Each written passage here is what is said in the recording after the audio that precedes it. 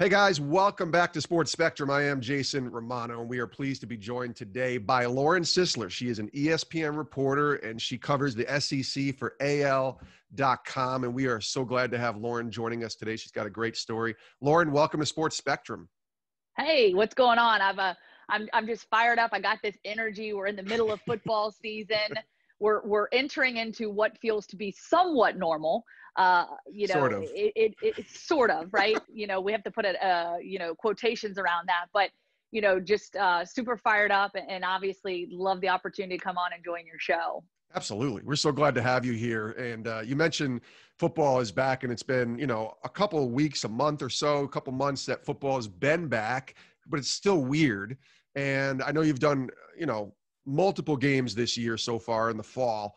So I want to just start there. Describe what it's like as a sideline reporter at a game with very few or no fans, knowing that you've done this in previous years with hundreds of thousands of people in the stands. What has this year been like for you?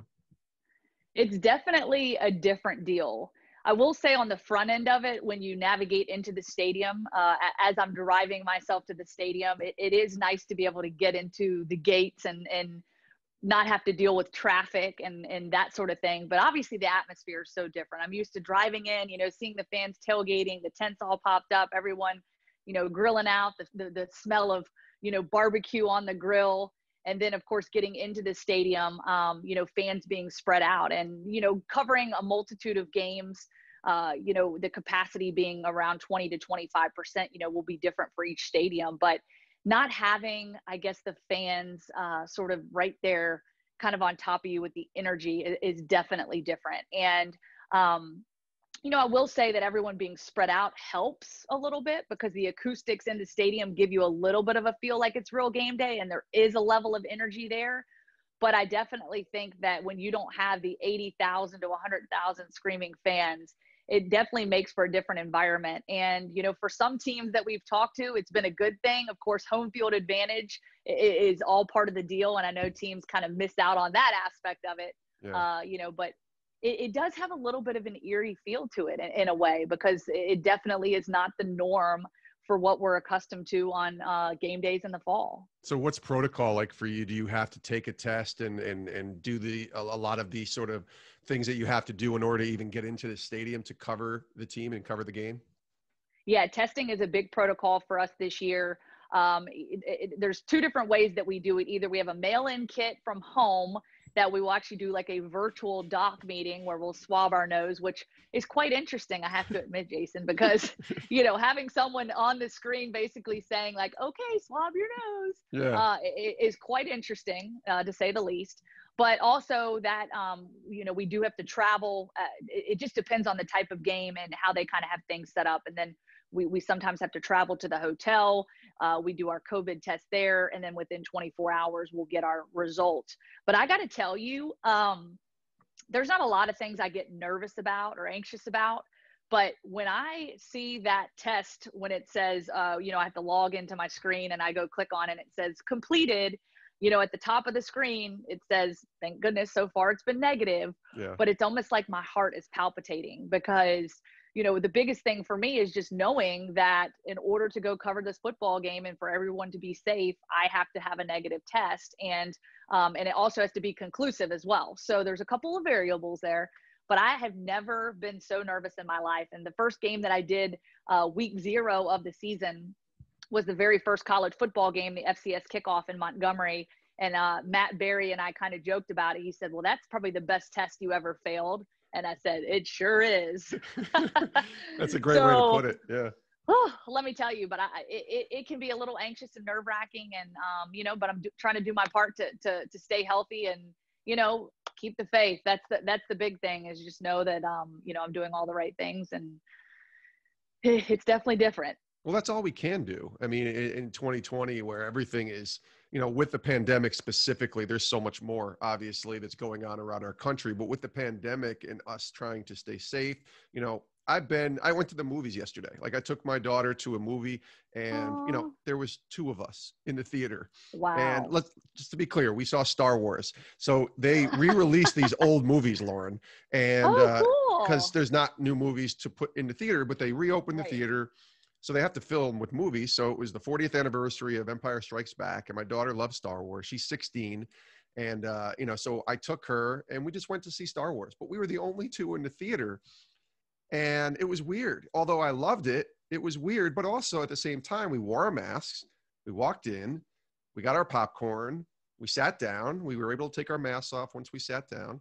We watched the movie. We got back up. We put our masks on and we went home. So it was like, there wasn't that much different other than the fact that we had to wear a mask to get in, but there's nobody there. So it is a weird, it's probably similar for you. Like you're wearing a mask, you're going to a football game, you're covering the game, but in many cases, there's nobody there. Yep, exactly. And that has been one thing that has kind of evolved over time too, wearing the mask, getting into the stadium, being able to now do our reports with the masks off as long as we're socially distanced. If I'm behind the bench and can't get the mask off, then I'll do it with the mask on. That's kind of the protocols. But to your point, when I look at the whole grand scheme of COVID and sort of what we're going through, it obviously it has forced us to pivot in so many ways.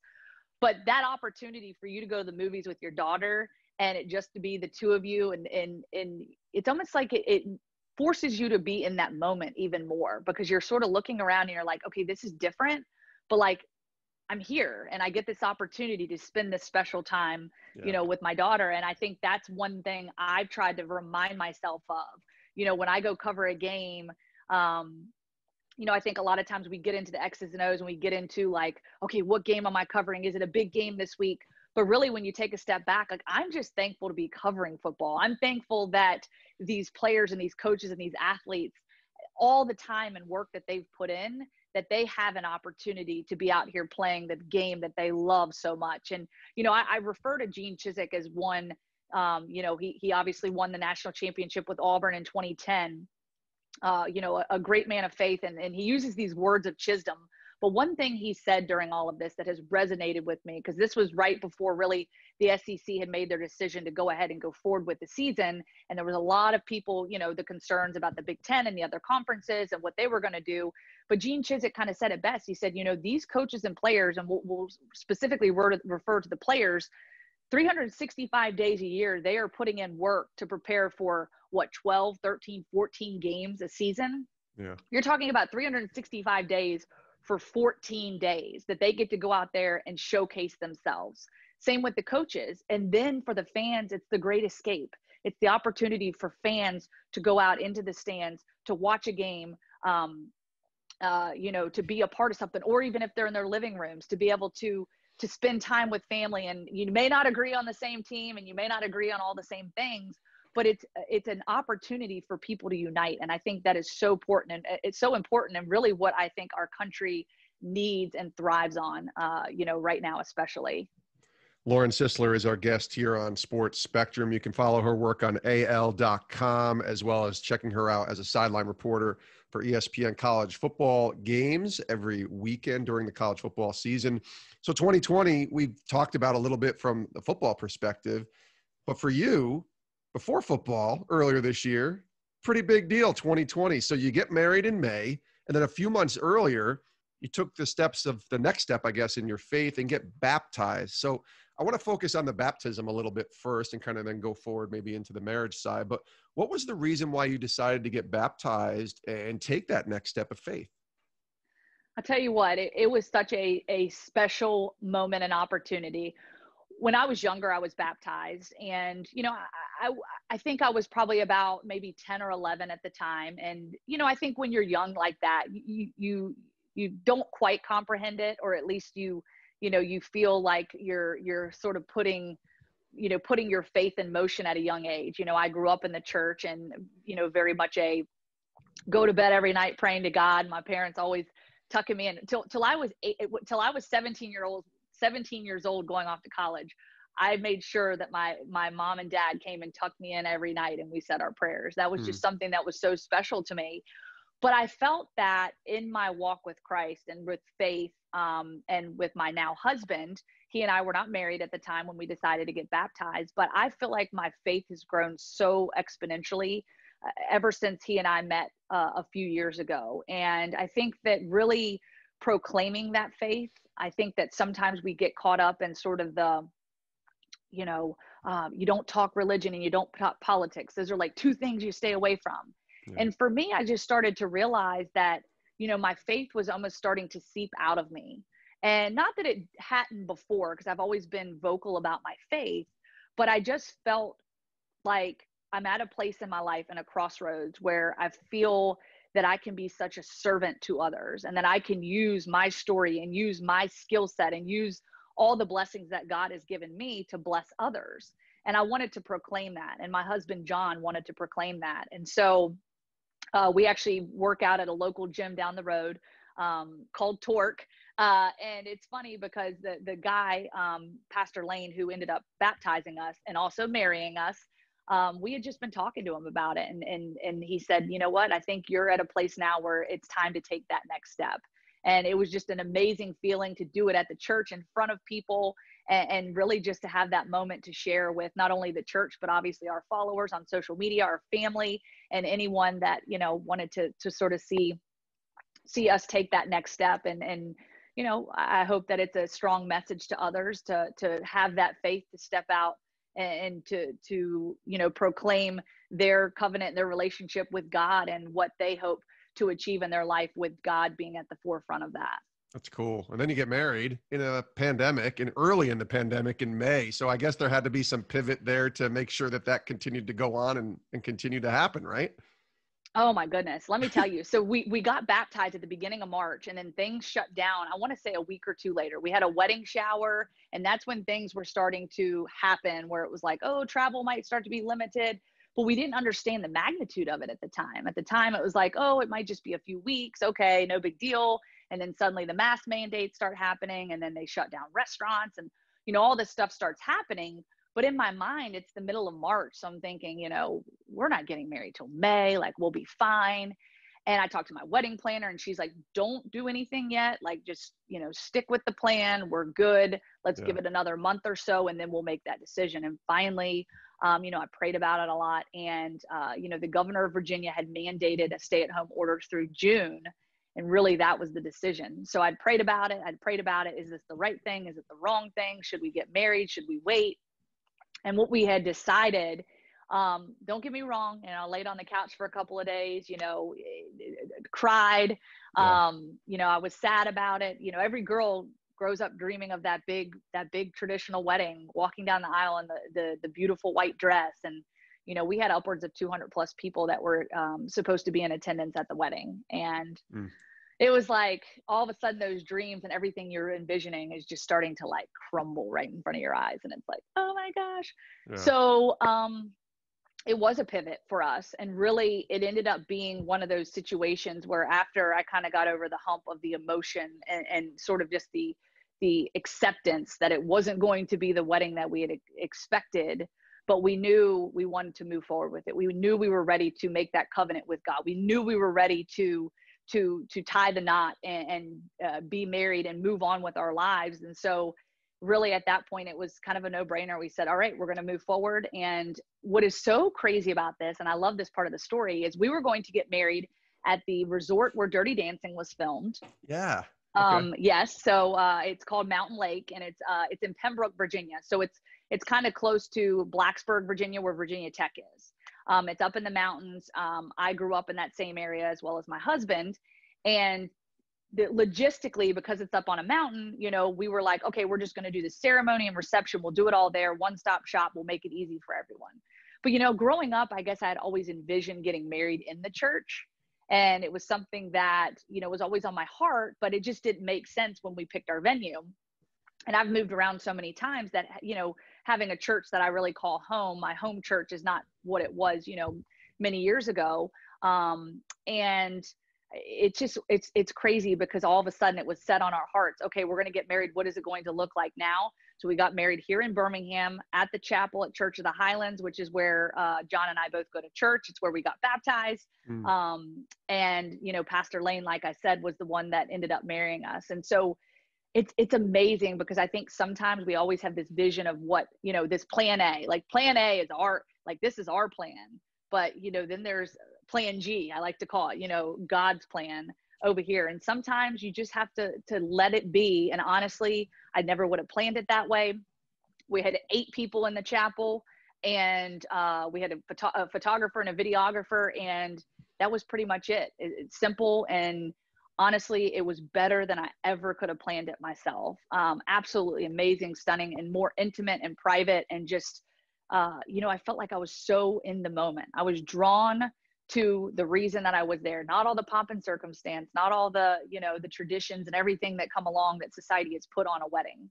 And I think that is what was so amazing about it. And I look back and I say, you know what, like I would have not changed it for the world. It's a great story.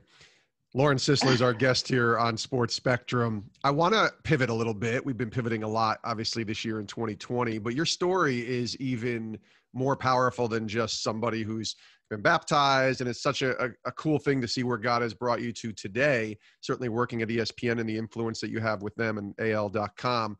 But it really, going back to when you were coming out of high school and you're getting ready to go to college and you end up at Rutgers, you were captain of your gymnastics team. And I know that was a big part of your journey as well.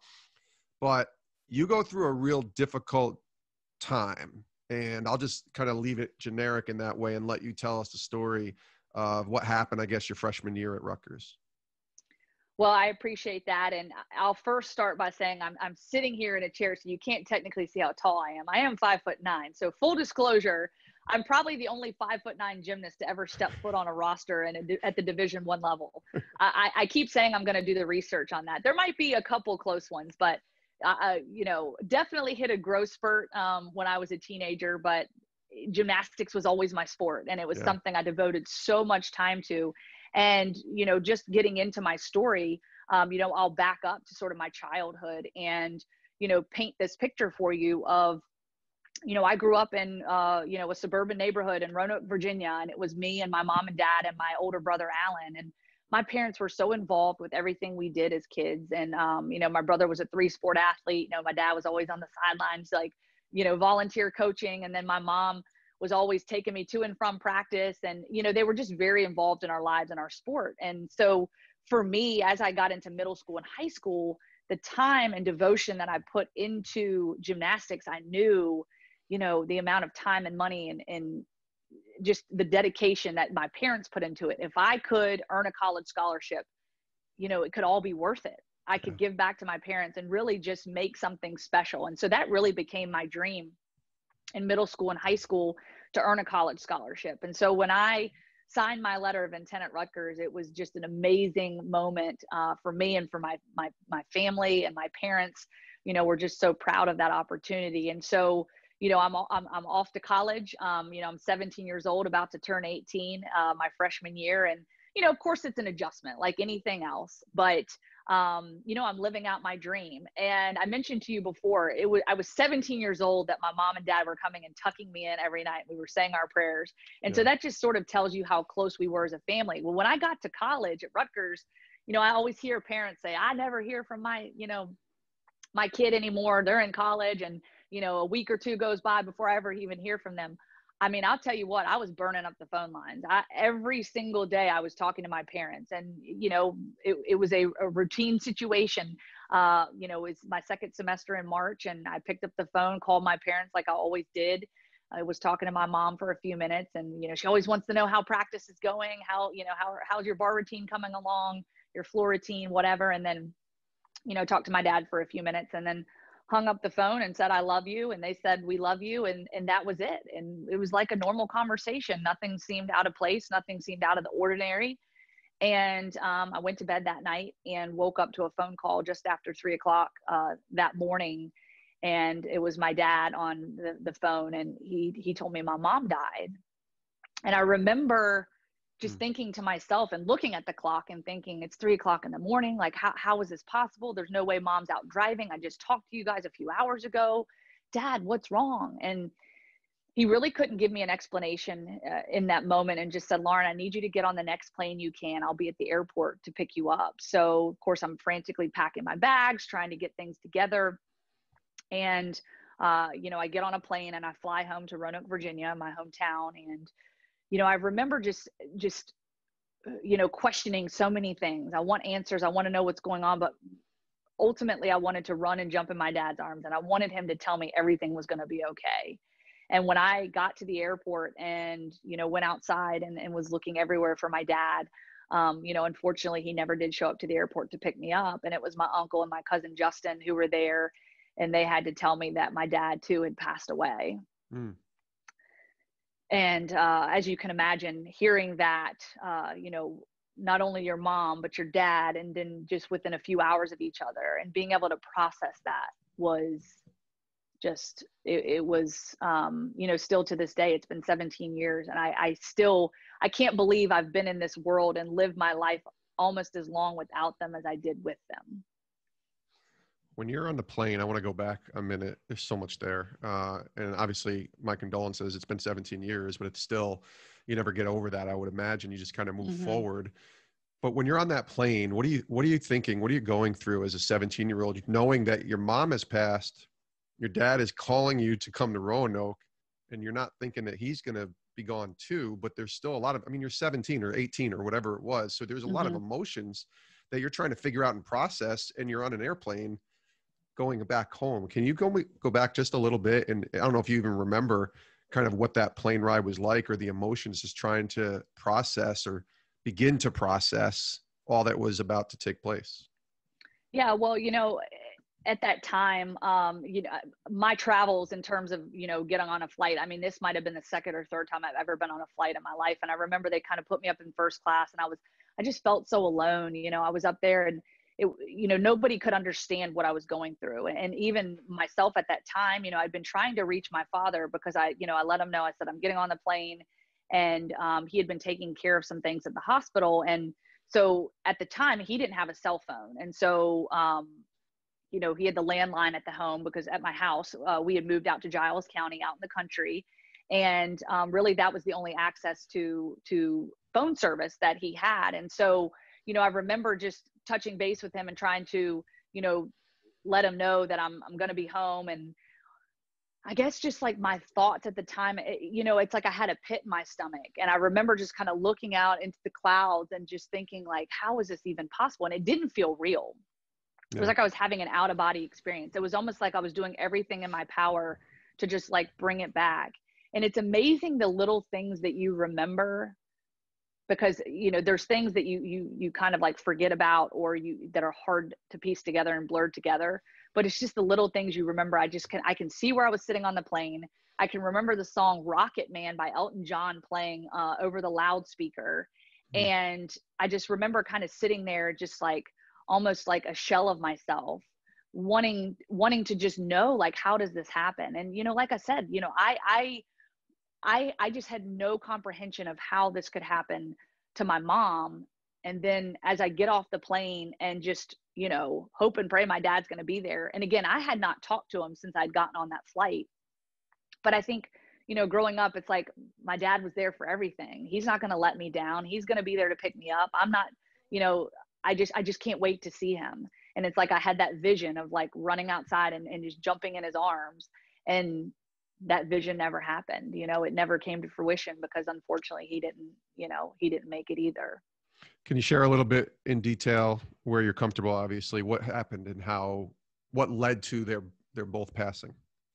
Yeah. So, what's crazy about the story is it would actually take us many months to learn, and even me, and I'll take you through the progression, me actually many years to sort of come to terms, or at least accept what happened to both of my parents. And so both of my parents had been going to a pain management doctor about 3 or 4 years before their passing. My mom had been diagnosed with degenerative disc disease, which required multiple surgeries over the course of time. And then my father, he had, back surgery, one of those permanent, TENS units in his back, and, suffered with some depression. He was in the military, had some PTSD and things he sort of dealt with. And, both of them were going to this pain management doctor and getting prescription drugs to help them cope with their pain. And as a 15, 16, 17-year-old living at home when I was in high school, I knew the medication was there. I saw it. I knew they were taking it, but it's prescribed by a doctor, so it's okay, right?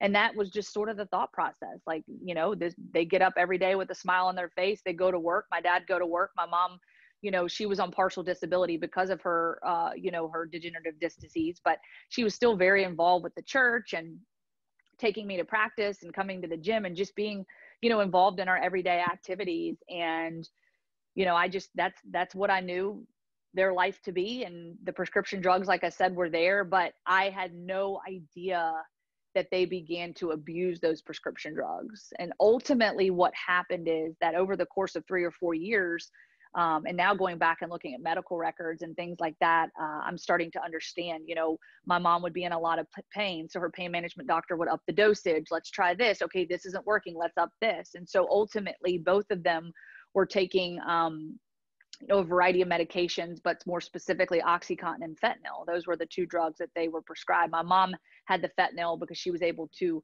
try to manage the pain that way in a time release form as a pain patch. And unfortunately, I think what happened is as they were trying to manage their pain, they ultimately became addicted to it. And then they were having to manage the addiction. Yeah. And it was just something they weren't vocal about. And I truly believe, as I look back on their story, that they were maybe ashamed of it. And, my parents were 2 very prideful people. They didn't go to people for a lot of help. But what I later learned, there were some issues with the finances.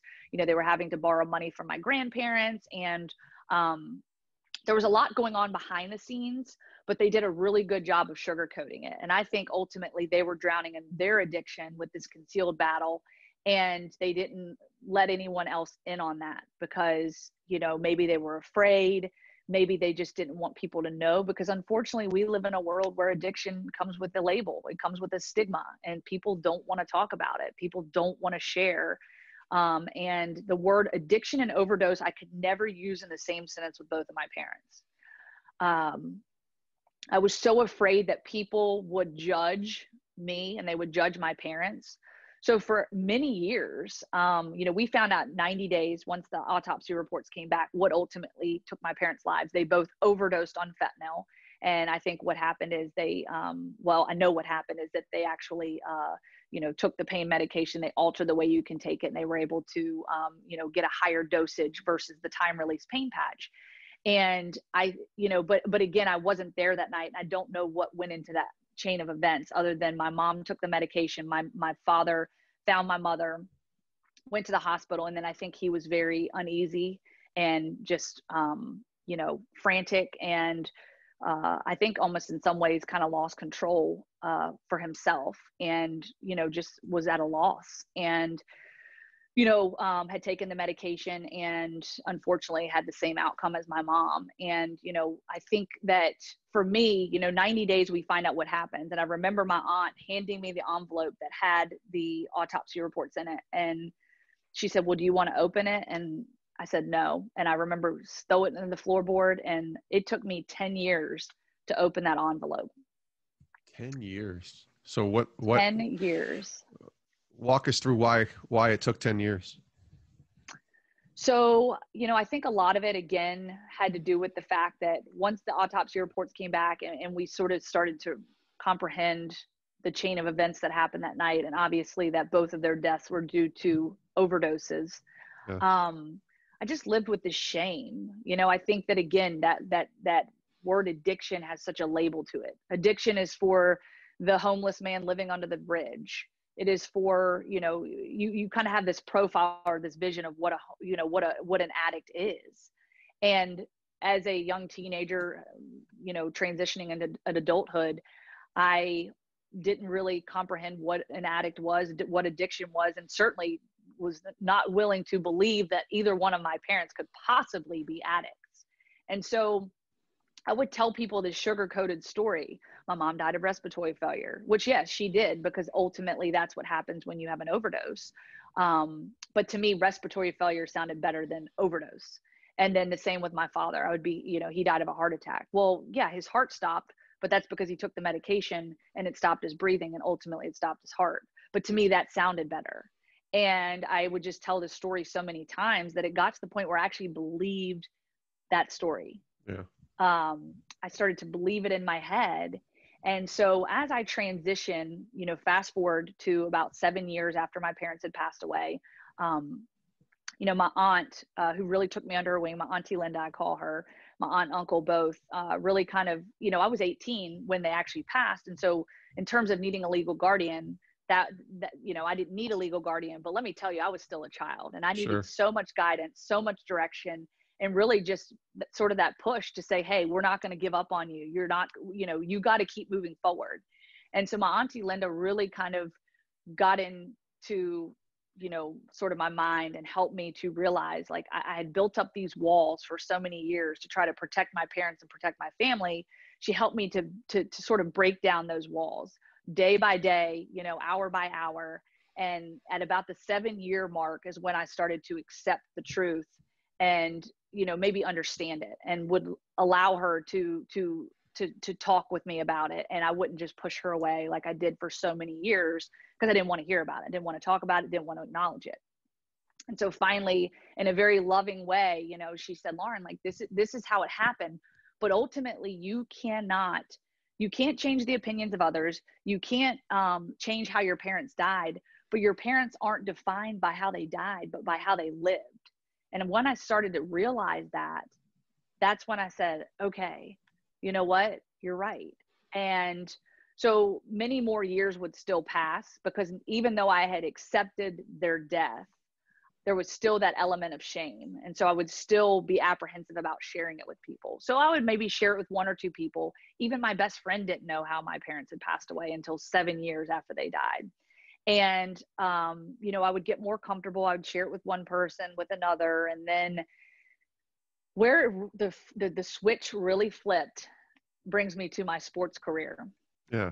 What's so amazing about it is I get this opportunity to be a reporter. I get to share so many stories, and you've been in the sports world, and you understand the impact and the power of stories, and the power that they have to influence other people's lives and to be a positive impact on other people's lives.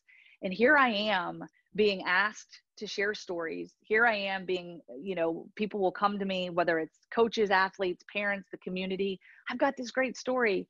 And I get such a great reward and such a joy out of sharing other people's stories. And yet I couldn't even share my own story. And I felt like I was being untruthful with myself and with other people, because I was so ashamed of my story. And that's where I started to realize, hey, maybe if I share my story, I too can have a positive impact on other people's lives. I think it's so important and it takes a while, because I think a lot of people don't think their story is worthy either. But then I think there are people who are ashamed or don't want to share it because it's a private thing.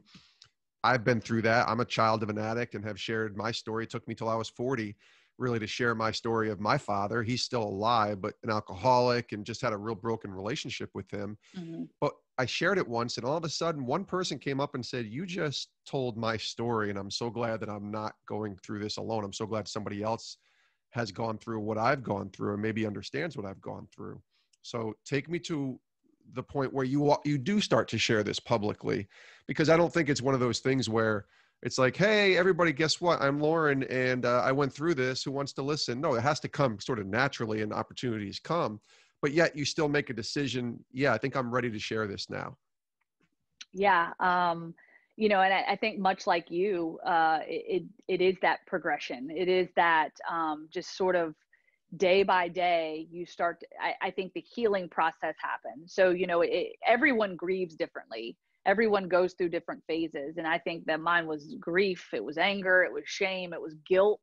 Why didn't I jump in? Why didn't I do something to stop this? How and why did this happen to my family? Yeah. And then you get to this place where you start to realize that, like you said, you share it with one person, and they come back and say, wow, I'm not alone. My mom or my brother or my sister has this same problem.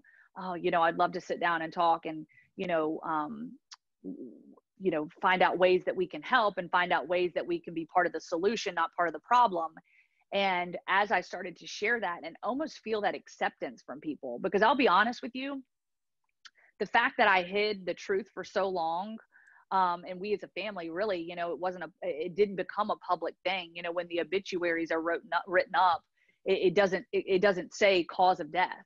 And there were so many people in our network that were so curious and just wanted to know the truth about what happened.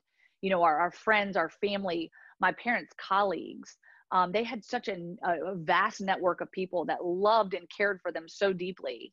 And I think the fact that they were shunned away from the truth for so long, I think hurt them in a lot of ways. And so there was such a powerful, almost release. I call it sort of the shackles of shame, that when I shared their story and it became more public, I had my dad's colleagues reaching out to me on Facebook saying, I worked with your dad, and he was such a proud father and used to talk about you all the time, and we just loved your father. And the fact that just not knowing what had happened to your parents, and it's been 10 years, and I'm just so thankful that you have shared their story, because I almost have peace now knowing, yes, I wish we could have done something, but I have a sense of peace and knowing that your parents did everything in this world to protect you and your brother, and to live the best life they could despite the circumstances they were dealt and they were living in with the pain and the addiction.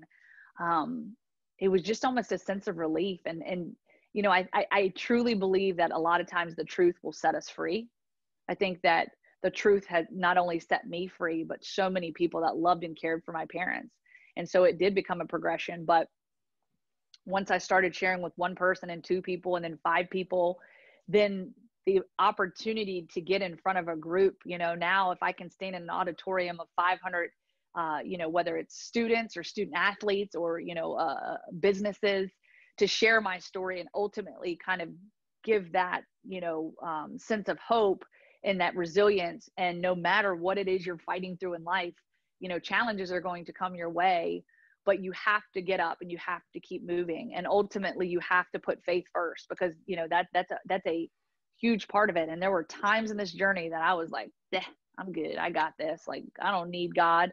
Not to mention, when I used to live off of the poem Footprints in the Sand, Sure. And it was like, it was then that God carried you. But when I was at my lowest point, I was like, I don't need that. And it was almost like an anger in some ways that, how could something like this happen? And I'm just going to do this on my own. But when I finally took a step back and said, you know what, I don't have to do this alone. I still have to be the one to take the initiative to get back up on my feet. But I've got people all around me that want to help me walk through this. And ultimately, God wants to help me walk through this. And I am just so thankful to be at a place now where I can be a voice and a platform for others, because I think that we live in this world where with so many different issues that we're facing, people are just afraid to speak up. And I think that now, more than ever, we have this opportunity to sort of break those shackles of shame, break the stigma, and give people a place that they feel safe, that they can share their story and not be judged for it. Do you feel like your baptism, we talked about it earlier, from earlier this year in in March, was sort of the culmination of that Lesley Sisler that was pushing God away with that Footprints and going through what you had to go through to sort of come to that point just, a few months back, right before the pandemic, to say, I'm all in here. Like, I'm all in with God. Well, now that you asked the question, I don't know if you saw my face light up just then. Yeah. That's a really great question. And honestly, if I'm able to take myself there, I think that is a big part of it. I think you've revealed something very special there, because I do feel that there was that anger and sort of that disbelief and sometimes that uncertainty. And,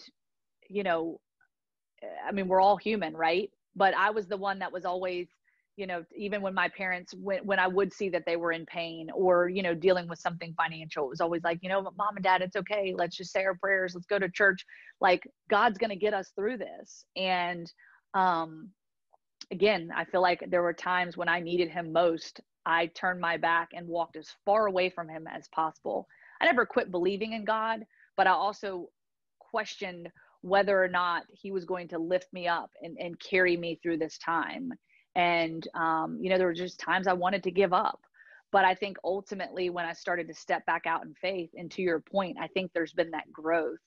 And it's almost like we view life with a certain lens. And I think that when we're faced with challenges and we're faced with things that, are unexpected, and we sometimes feel like there's no way out, sometimes we're shielded. And I think that we're shielded from the blessings, and we're shielded from the many wonderful things that God has given us, because we're so focused on what's been taken away from us. And I've seen that happen time and time again. And it is so amazing, even during this pandemic, how much God has revealed that during this time.